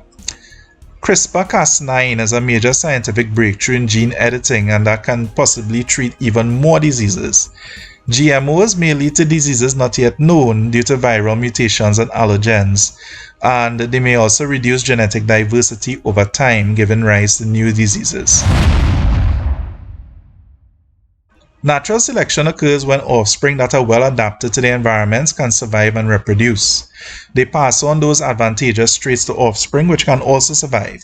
A species has a better chance of survival if there is high genetic variation in its members. Again, the example is Galapagos finches were able to adapt to many different diets due to their varied beak size, as you see here. Ticker beaks ate seeds, tinner beaks ate insects, and thus this prevented overcompetition. So these finches eventually group themselves together. Example, you have the thick-beak ones and the thin-beak ones. These characteristics were amplified as they reproduce. Eventually the groups differed or splintered so much from each other that their members became new distinct species. So this is called speciation, where you can have one member that can evolve into multiple different species because of their groups and because of their selective pressures. So what exactly is a species? Well, there's two concepts. There's the biological species concept, which you may be more familiar with. And this says that two members of the same species are able to interbreed and produce fertile offspring. The problem with this concept is that it cannot apply to organisms that reproduce asexually. So for example, amoeba. So instead, some go with the phylogenetic species concept. This basically says that organisms can be classified according to defining traits or morphology. And as a result, this can include all organisms, including the ones that reproduce asexually. The problem with this is that you have polymorphism, which means that different members of species can look vastly different, and you mightn't think that they are members of the same species. This makes it error prone. For example, we have Canis lupus familiaris, or the dog, which, we have two different breeds of dogs here, but both of them are actually the same species. Next, we have the peacock and the peahen. And because of polymorphism that comes with biological sex, of course, the males are going to have to be more flamboyant and they're going to have to be bigger, while the female, the peahen, is not going to have to be as flamboyant. So you might think, looking at them, that they are two different species, but they are actually the same. So what were Darwin's observations and deductions? Well, his observations were this. One, members of a species vary between each other. This is due to genetic variation. 2, all organisms produce excess offspring. So for example, if you have a turtle, they don't lay one egg, they might lay like 50 to 100. Population numbers remain fairly constant over long periods of time. So the deductions was this. If traits can be inherited, organisms will pass them on to their offspring. There's always a struggle for existence among members of each species. There's always competition. Members that are best adapted to their environment are the ones most likely to survive, reproduce, and pass on their advantageous traits. So there's a small note on antibiotic resistance here. So penicillin is an antibiotic that prevents formation of bacterial cell walls, thus destroying the bacteria. So some bacteria have mutated to produce an enzyme that inactivates penicillin. So we could say that they have developed antibiotic or penicillin resistance. So these resistant bacteria would survive and reproduce, rapidly increasing the population of penicillin resistant strains of bacteria. So as a result now, if antibiotics are overused, these bacteria are able to adapt to antibiotic exposure. There are three types of selection: directional selection, as seen here, stabilizing selection, as seen here, and disruptive selection, as seen here. So in directional selection, one variant that has an extreme form of the trait is selected over the average and the other extreme. Example would be Biston betullaria or the peppered mutts. So for example, black mutts would be favored and will survive in dark, sooty environments by camouflaging. As you can see here, this is the black mutt here. This is the white mutt. The white mutts and the gray mutts would be more visible to predators, and those would be selected against. Stabilizing selection means that only the variant of average form is selected, the extremes are selected against. Examples would be robins. So robins lay eggs in fours, and those have the highest chances of survival.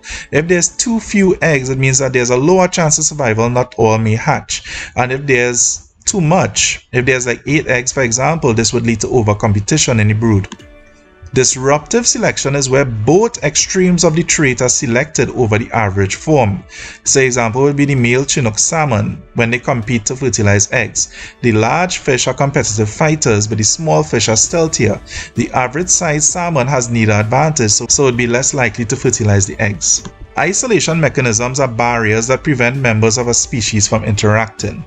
These barriers can be geographical, behavioral, mechanical, ecological, or temporal, time-related. When isolation occurs, various groups of the same species may be subjected to different selective pressures, example different predators or different climates, and would have to adapt in different ways. So no gene flow may occur between the splintered populations because of this barrier.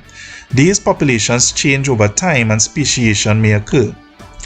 So example here would be a geographical barrier. So these two species are physically separated by a landmass. This could be a river, it could be a mountain, it could be a canyon, and these members of the species would not be able to interact or reproduce or produce offspring. And on both sides, if you see in this river for example, on both sides there may be different types of predators that they have to be able to survive and adapt to. Ecological barriers, however, are when two species they live in the same area but they rarely or never meet. So for example, you might have a river adjacent to a pond, and the organisms from that river and that pond may not interact even though there's no real geographical barrier between them. A behavioral barrier, on the other hand, are where two species have different courtship behaviors and will not mate. So for example, if you have two birds that have different mating calls. Mechanical barriers are when two species are physically incompatible. It could be due to their size, the shape of their genitalia, or the types of gametes that they produce. Temporal barriers are when two species live in the same area but they may experience different types of sexual maturity. It could also be that some members may be nocturnal or some may be diurnal. Allopatric speciation. So just to give you a breakdown, this word allo means other, patric means fatherland. So it basically means other land. This is basically the same as geographical isolation. Species will form splinter groups due to a separation by a landmass, such as a mountain or ocean. So for example, the Galapagos finches were actually separated by bodies of water between the islands. The presence of this landmass means that the groups will not meet and thus will not mate. On the other side of the landmass, for example, a mountain, there may be different selective pressures, such as different colored trees, terrain, predators. Each member must now adapt to these pressures. Another example would be the kaibab and the abesh squirrel, which live on opposite ends of the Grand Canyon. Sympatric speciation occurs when there is no geographical separation between the two. It's the opposite of allopatric. An example of this would be a species of fruit fly in North America named R. pomonella. They usually fed and laid their eggs on hawthorn berries. However, after apples were introduced in the 1800s, some began laying eggs in apples. There was no difference or no landmass between them, but because of this behavior in the same area, they said that these populations are becoming increasingly distinct based on how they live and how they lay their eggs, and will one day undergo speciation. In flowering plants, male gametes are formed within pollen. These are found in anthers, which are attached to filaments, and these form stamens. Female gametes are found within embryo sacs, which is found in ovules in the ovary of the pistil. Pollination occurs when pollen from an anther is deposited onto a stigma, and fertilization occurs when the male gametes from the pollen fuse with the female gametes in the ovule. This is a cross-section through an anther. This is the male part of the flower. So pollen grains are formed from microsporangial cells within 4 pollen sacs in the anther. Here we have the fibrous layer, which is thickened cellulose walls, the tapetum, which provides nutrition to developing grains in the pollen sac, the stomium, which is the point of dehiscence. Basically, here the anther would split to release the pollen, and we have pollen mother cells, which undergo meiosis to form gamete nuclei. Formation of pollen grains occur when a pollen mother cell undergoes meiosis. A tetrad, or basically 4 haploid cells called microspores, are formed. This is what you're seeing here. These then undergo mitosis to form 2 types of nuclei within each. So the cell itself, no cytokinesis occurs, but the nucleus splits into 2. So you'll see here in the tetrad of microspores, there's 1 nucleus, but in the mature pollen grains, there's 2, but there are still 4 cells, a tetrad. So here we have a diagram of a pollen grain structure. So the pollen grains contain an exine, which is an outer waterproof wall, an intine, which is an inner wall with some digestive enzymes. There's a generative nucleus, which is more oval in shape. It undergoes mitosis to form 2 male gamete nuclei, and there's a tube nucleus, which forms the pollen tube to deliver the gamete nuclei to the embryo sac in the ovule. Here we have the female parts of the flower. We have the egg cell, which becomes the zygote after fertilization. This is a haploid cell. We have the funicle, which is a stalk-like connection between the ovule to the ovary. Think of it kind of like an umbilical cord. We have the integuments, which develop into the seed coat. This is this outer part here. We have the micropyle, which allows the passage of pollen tube for fertilization. So the pollen tube is going to grow into here. We have the antipodal cells, which nourish the embryo sac. Antipodal means on the other foot, so this is on the opposite side, or what you call the calyzal end. The synergids, which are side by side to the egg. The synergids direct pollen tube growth to the egg cell. So basically this will guide the pollen tube towards the egg. And in the middle here we have polar nuclei, which might fuse into a primary nucleus, which becomes the endosperm nucleus after fertilization. The endosperm is like the placenta for the plant embryo. Basically it gives it nutrition as it's developing. So how does this embryo sac form? Well, here we have a rather complicated diagram, so we're going to go through it here. First, we're going to start off with a diploid megaspore mother cell. This would be formed in the ovary, and this would undergo meiosis. So meiosis would now produce a tetrad of haploid megaspores, similar to pollen cells, so you end up with 4. The thing is here, 3 of them would degenerate, and you're only really left with 1. So only 1 of them would be viable or functional. So the 3 of them would degenerate. Only 1 is functional, it would grow, and then it would undergo mitosis a couple of times. So one haploid nucleus turns into 2, turns into 4, turns into 8.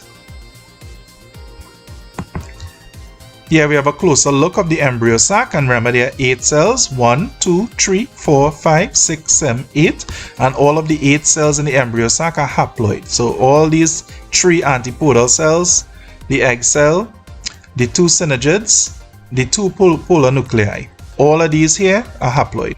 Pollination is the transfer of pollen from anther to a stigma. We just said that. This is either done by insects or wind. Now, self-pollination occurs between the same flower or between 2 flowers of the same plant. Basically, they would have the same genetic code. Cross-pollination occurs between 2 flowers but between 2 different plants, so they would have different genetic codes, so you'd have some variation there.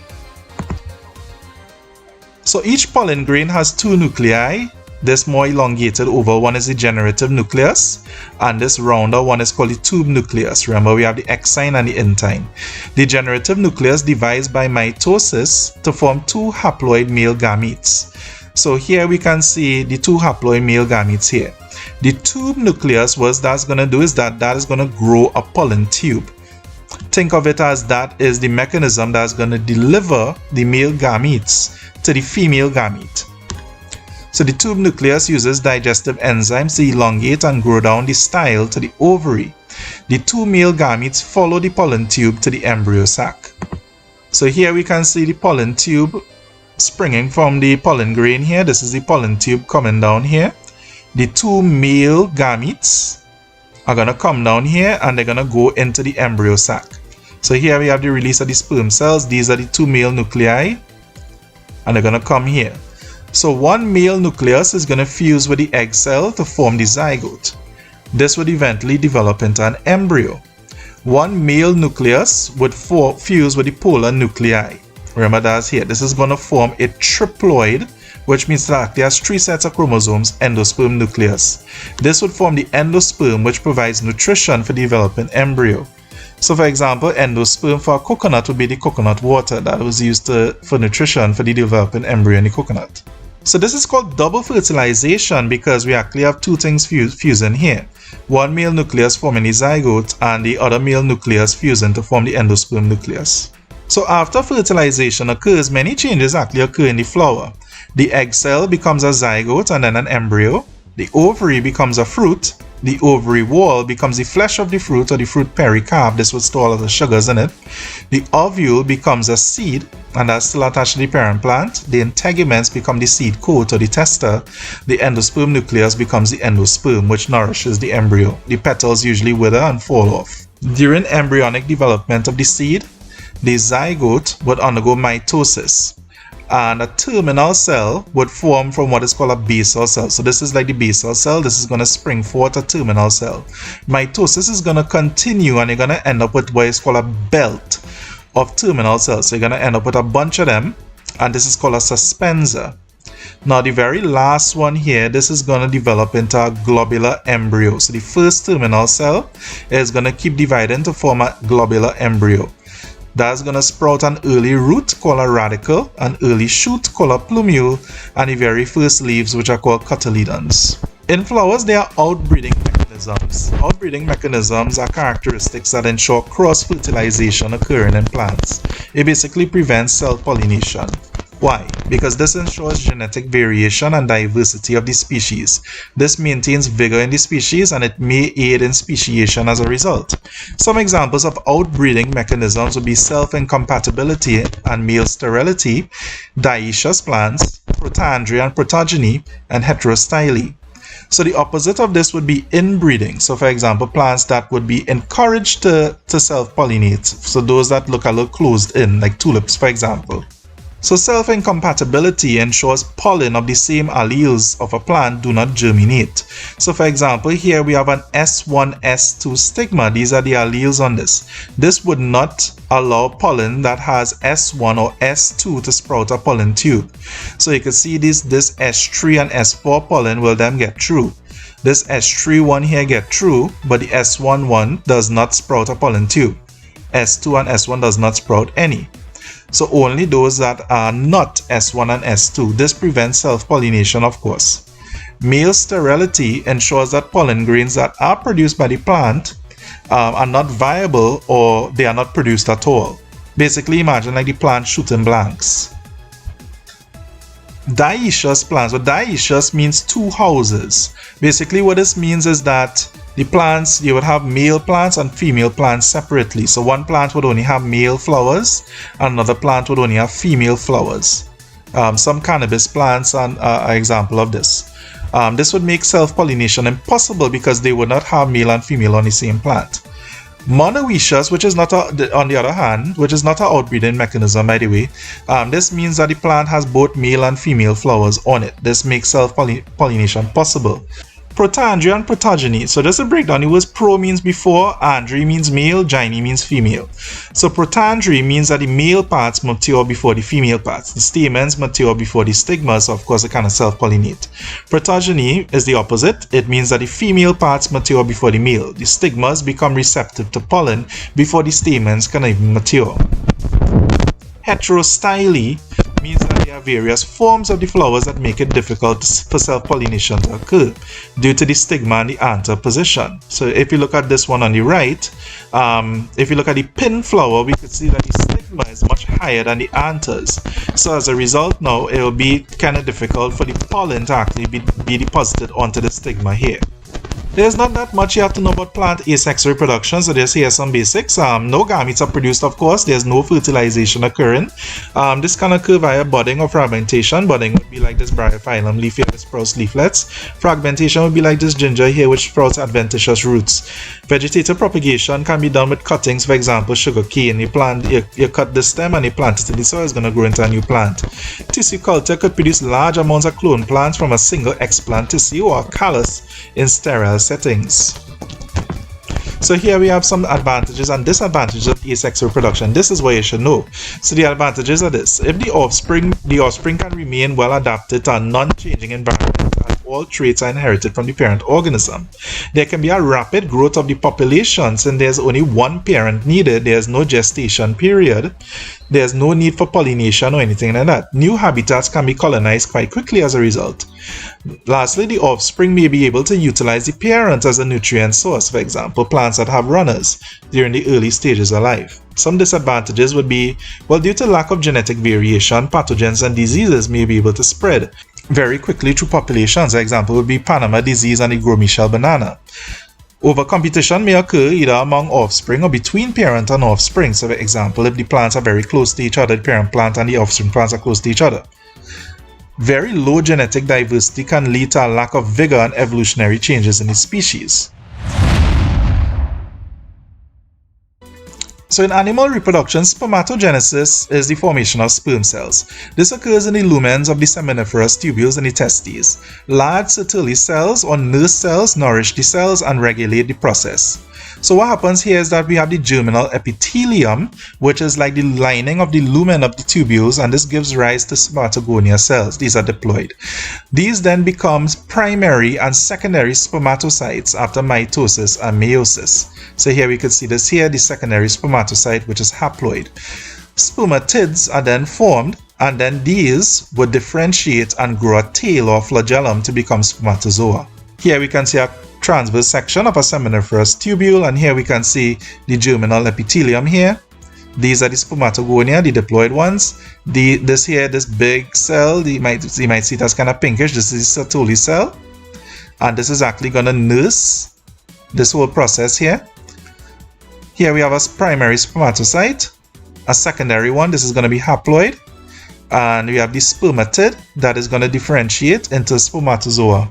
In the female reproductive system, we have a secondary oocyte being released. So not really an ovum yet, a secondary oocyte during ovulation from the ovaries. So if fertilization occurs, the zygote is implanted on the endometrium, that is the uterus lining.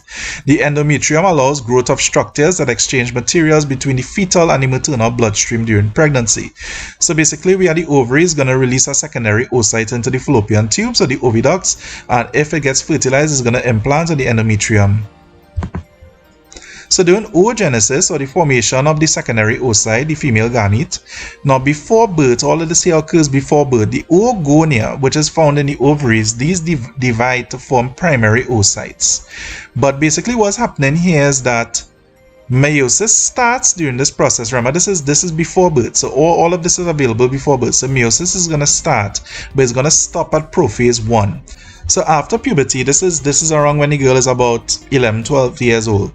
Meiosis is going to continue until it forms a haploid secondary oocyte. This is our female gamete, and it's going to form a polar body. So what's a polar body? A polar body is basically a cell that is not viable. It's just there as a chromosomal dustbin. It's just there to throw away the other 23 chromosomes. The 23 chromosomes that's going to go into the zygote is going to be in the secondary oocyte here. The thing is, when the secondary oocyte gets released during ovulation, meiosis is not finished yet. So what happens now is that ovulation occurs, it gets released into the fallopian tubes, and the strange thing is meiosis only completes upon fertilization. So when a sperm cell fuses with an egg cell, it becomes an ovum and then a zygote. So after fertilization now, it finishes meiosis, becomes a zygote, and gets rid of a polar body as a result. Here we have the ovary. So within the ovary, we have structures called follicles that are formed, and these will gradually mature. So here we could see the primary follicles. The secondary oocytes are going to go into the primary follicles, and these are eventually going to build up more and more mass, and eventually they're going to rupture. Think of them like they're going to burst, and they're going to release the secondary oocyte. This is ovulation. So when this follicle ruptures, it's going to become a corpus luteum. This corpus luteum is going to release progesterone as a result. That's going to allow the endometrium to stay thickened. So here we have a table comparing spermatogenesis and oogenesis. So occurs where? Spermatogenesis occurs in the testes and the seminiferous tubules, and oogenesis this occurs in the ovaries. Spermatogenesis forms 4 spermatozoa. Oogenesis only forms 1 secondary oocyte. There could be up to 2 to 3 polar bodies, remember, those are not viable. Those there just to get rid of the extra chromosomes. The timeline for spermatogenesis, so for men, it starts at puberty and continues into old age. A man could be 90 years old and could potentially still have children. This is uninterrupted until death. Oogenesis starts when a female is a fetus but then stops. It resumes at puberty and an egg is released monthly. It terminates at menopause, typically when a woman is between 45 and 50 years old. The production rate was spermatogenesis, about 200 million sperm are generated daily and fully matured. But in oogenesis, it only releases one secondary oocyte every menstrual cycle. Here we're going to have a look at the sperm cell structure. Remember, the function of the sperm is to transport male genetic material to the female gamete. So here we have the head of the sperm, and this contains the nucleus with chromosomal material that would be from the father, the haploid number of chromosomes. And we would also have on the very head of it an acrosome. This is loaded with hydrolytic enzymes that's going to digest a part into the female gamete. Yes, the sperm kind of eats its way into the egg. Here we have the neck. The neck is going to contain centrioles that help form the flagellum, which is the tail of the sperm. The body of the sperm is fitted with mitochondria that provides ATP so the tail can move in a whip-like motion. Of course, the flagellum or the tail allows the sperm to swim. So here we have the secondary oocyte structure. Of course, the function of the secondary oocyte is to accept genetic material from the sperm cell during fertilization so that a zygote can be formed. As you can see here, it is significantly larger, as about 100 micrometers compared to the spermatozoa, which might be about 5 micrometers or so. They are non-motile, which means that they cannot move. Its nucleus contains half of the maternal DNA, the other half is thrown out into the polar body. It is a lot bigger and has a lot more cytoplasm than sperm cells. It has a food storage, which is usually in lipid droplets, and has many mitochondria within to provide energy. It has a plasma membrane around it that has microvilli, which assist in attaching incoming sperm. There's other cells surrounding it called granulosa cells. This is called the corona radiata, which the sperm has to penetrate. And there's a glycoprotein layer called the zona pellucida. This is eventually going to become impermeable when a sperm does penetrate to prevent other sperm from entering. Here we have a table comparing the spermatozoa and the secondary oocytes. Since I just went through the two, feel free to pause the video and read the table. So the fertilization of an oocyte, what happens here? Well, first, fertilization is the fusion of male and female gamete nuclei. This takes place in the oviduct or the fallopian tubes. What happens is that the uterine enzymes digest the sperm cell plasma membranes. This is called capacitation, because what happens now is that the sperm begin to swim faster as the acrosome begins to react. So the sperm begin to swim faster towards the egg cells. So upon contact with the zona pellucida, an impermeable fertilization membrane forms. This prevents the entry of other sperm, as I just mentioned. Meiosis would complete in the secondary oocyte. This would form the ovum and a secondary polar body. That polar body would be tossed out. So after fertilization is implantation. Implantation would allow the zygote to attach to the endometrium, kind of like planting a seed in soil. So the zygote divides by mitosis to form a ball of cells called a blastocyst. So the blastocyst moves from the oviduct to the endometrium where it is implanted. On the end here, you'll see that we have trophoblast cells, right? And then we have the early embryo called an embryoblast. But on the outer section here, we have trophoblast cells. These would eventually form chorionic villi and the placenta. So these trophoblast cells on the blastocyst surface would secrete enzymes, and this would digest a smaller pocket in the endometrium. So in order to plant, think of it as a planting the blastocyst in the endometrium. Trophoblast cells undergo mitosis, they divide and specialize into chorionic villi. These would then connect fetal and maternal bloodstreams, which would form the placenta. So what are some placental functions? So first is gaseous exchange. The chorionic villi help oxygen flow from maternal to fetal blood in the intervillous spaces. Nutrient and antibody intake. The chorion facilitates the fusion of glucose and amino acids. Waste transfer. The alloantois allows removal of waste from fetal kidneys. And blood pressure regulation. It reduces the maternal blood pressure. It acts like a kind of barrier. From the diagram, as you can see here we have the chorionic villi, and here we have around it we have the intervillous spaces. This is the endometrium that is attached to here.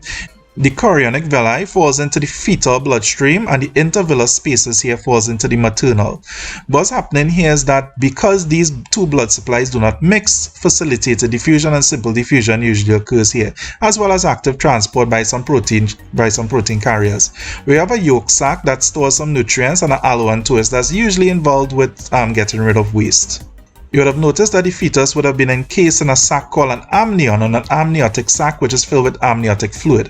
What are some functions of this? Well, first, it acts as a shock absorber. It protects the fetus from any external injury. If the mother was to get hit, hopefully the baby would not sustain any injury as well. It acts as a temperature regulator because most of it is water, and water has a high specific heat capacity, which means it can absorb a lot of heat without the temperature changing. So the amniotic fluid can absorb excess heat, basically preventing the baby from getting too hot. It facilitates limb development. So the movement in the limb when the baby is kicking around and so on, it facilitates limb growth and development. It supports the baby against gravity, so it keeps the fetus supported in an upside down position. Finally, it acts as a blood barrier and prevents intermingling of fetal and maternal blood and any pathogens that might be in the mother's blood. For example, HIV doesn't necessarily have to go into the fetal bloodstream. Hormonal regulation. So we have GnRH. This stands for gonadotropin releasing hormone, and what this does is that it's secreted by the hypothalamus. This stimulates the release of LH and FSH. LH stands for luteinizing hormone. FSH is a follicle stimulating hormone. These are called pituitary hormones, and these are called gonadotropins. FSH stimulates the growth of eggs and regulates sperm production. Follicle stimulating hormone. LH stimulates ovulation. Basically, when there's a surge, ovulation occurs, and this also stimulates the release of gonadal hormones. Gonadal hormones include estrogen, progesterone, testosterone, and inhibin. Estrogen stimulates LH production and thickens the endometrium for implantation to occur. Progesterone maintains that endometrial thickness so that implantation can occur. And testosterone stimulates sperm production. There's another one that's produced by the testes called inhibin, and what inhibin would do is that it would enact a negative feedback process to inhibit the release of GnRH and thus FSH and LH. We'll get a little more into that just now. So the gametogenesis hormones here, if we look at the diagram here, first we'll see the hypothalamus secretes gonadotropin releasing hormone. What this does is that it stimulates the pituitary gland to release FSH and LH. So FSH interacts with the Sertoli cells to produce inhibin so that it can produce a negative feedback loop so it doesn't produce too much. But basically the real thing that we have to look at here is LH. LH interacts with the Leydig cells. Those are basically between the seminiferous tubules. An easy way to remember which one interacts with which is LH, Leydig, LL, FSH, the S, Sertoli, L, Leydig. So what these Leydigs do is that they are stimulated and to release testosterone. LH binds to the Leydig cells to secrete testosterone. So testosterone, as we know, helps with spermatozoan production. But testosterone, what this does too, is that it acts as a negative feedback control, because what it does is that the more testosterone that is produced is the less GnRH is produced, and thus the less FSH and LH are produced. So basically this prevents the testosterone levels from getting too high. In oogenesis, it's almost the same thing. Gonadotropin releasing hormone is released from the hypothalamus. This stimulates the pituitary gland to release LH and FSH, which then interact with the ovaries. So the ovarian follicles, now what would happen is that, think of them like they would begin to swell. They would begin to release estrogen and progesterone. Now, estrogen and progesterone have the same effect as inhibin and testosterone, where when these are produced, they actually enact a negative feedback cycle, so they actually inhibit GnRH. So this provides a loop so that not too much estrogen and progesterone are produced. It basically regulates the amounts. But when ovulation occurs, we don't end up with a negative feedback loop. We actually end up with a positive feedback loop. So when ovulation has to occur, this actually increases the secretion of GnRH, LH, and FSH. Why? Because what this would do is it would allow the follicle to swell more and more and more until the follicle could actually rupture, and then it would release the secondary oocyte. Here we have the menstrual cycle. It's made up of three phases: the follicular phase, the luteal phase, and menstruation or menses. In the middle here, between the follicular phase and the luteal phase, we're going to have ovulation, usually around the halfway point of 14 days. This entire thing is going to take 28 days on average. So in the first phase here, the follicular phase, we'll see, if we look at the pituitary hormones, we could see FSH and LH. FSH is slowly increasing here. We can see it in the light blue, and LH is going to have a spike around day 14 because of this release of estrogen. So FSH is going to cause the release of estrogen, and because of this release of estrogen here, this climbing estrogen levels here, this is going to cause a surge in LH, and this is going to be during the follicular phase where the follicle is going to get bigger and bigger and bigger. So ovulation is when the follicle actually ruptures. So this LH surge triggers ovulation, and this causes the secondary oocyte to be released into the fallopian tube. and this causes the secondary oocyte to be released from the follicle into the fallopian tube. What happens now is that after ovulation occurs, this follicle here is going to become a corpus luteum. Corpus luteum is just Latin for yellow body. It's just the thing does look yellow. But the importance of it is that it secretes progesterone. So during this luteal phase here, during this phase here before menstruation occurs, the corpus luteum is going to secrete progesterone. What is this going to do? Is going to maintain this endometrium thickness. It's going to thicken it a little bit as estrogen increases. You can see progesterone levels go up as the corpus luteum here forms. So in case a woman gets pregnant, in case the egg gets fertilized, the egg is able to implant on the thickened endometrium. But what happens if a woman does not get pregnant, which is most of the time in her life? If no implantation occurs, they're going to get menses or menstruation. What's going to happen here is that progesterone levels are going to drop because eventually this corpus luteum is going to degrade. It's going to turn into a corpus albicans, which basically means white body is kind of like a scar, basically useless. And so if no implantation occurs, progesterone levels are going to drop and uterine lining is going to shed, the endometrium is going to shed. This drop here is going to cause a slight increase in FSH and LH, nothing to really write home about. But so what happens here is that when a woman becomes pregnant, the blastocyst, remember the zygote will form a blastocyst, this will secrete a hormone called HCG, or human chorionic gonadotropin. So this hormone ensures that menstruation does not take place. It basically keeps this uterus lining thick. Basically, if this uterus lining was to shed while this woman is pregnant, she would endure a spontaneous abortion. So only pregnant women produce HCG, so HCG is actually what is detected during pregnancy tests. So birth control methods prevent pregnancy. They can be contraceptive methods or contraception, which is prevention of fertilization, or anti-implantation methods, which basically means fertilization would still occur, but there would be no implantation of the fertilized egg. Contraceptive methods would include barriers, physical barriers, for example, condoms and diaphragms, sterilization, for example, vasectomy, where the vas deferens is cut, or tubal ligation, where the fallopian tubes are cut. Oral contraceptives, which suppress ovulation, and Depo-Provera injections would inhibit ovulation. Basically the same thing, but these are taken, oral contraceptives have to be taken every day, and usually at the beginning of the cycle. Depo-Provera are usually taken every few months. Anti-implantation methods include the morning after pill, which is like an emergency contraception. This basically changes the endometrium to limit implantation. It would thin it a little bit. And then we have IUDs, or intrauterine devices. These are basically like little rods that are inserted into the uterus, and what they do is that they stimulate immune responses to attack sperm. You have some of them that produce chemicals that are toxic to sperm. Finally, we have prenatal care. Prenatal means before birth, and these are behaviors that a mother adopts to reduce the ill health of the fetus while she's pregnant. Firstly, she wants to adopt a proper diet, lots of folic acid to prevent spina bifida, iron for the formation of hemoglobin, calcium for bone formation, and avoiding foods that are unpasteurized or contain Listeria bacteria. She must avoid alcohol because alcohol may lead to the reduced development, a cleft palate, and fetal alcohol syndrome, or FAS. She should also avoid smoking because nicotine constricts fetal blood vessels. Carbon monoxide and tar limit oxygen intake by buildup of mucus and destroying alveoli. Of course, that means that the baby will come underdeveloped and may actually experience withdrawal symptoms upon birth. The mother should get a rubella vaccine because rubella can be fatal to fetuses if contracted by the mother. And finally, you have monitoring programs such as ultrasound probes, which would monitor fetal heart rate and organ development. You also have scalp electrodes for when the amniotic sac is already burst to monitor heart rate during the delivery of the child.